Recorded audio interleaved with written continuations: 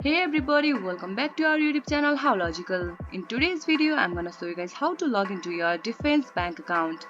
For this guys, what you need to do is just open up any web browser as I have already opened the Microsoft Edge and bring up the search bar and type in Defense Bank login and hit the search. Make sure it takes you to the official link digital.defensebank.com.au. Click on that link. Now you will be taken to the official website of Defense Bank. Over here you can see the login form. You just need to enter your member number over here. Similarly, enter your password over here. If you want to see your password or confirm your password, just click on I icon to see your password. And once you click on login button, you will be easily access your account.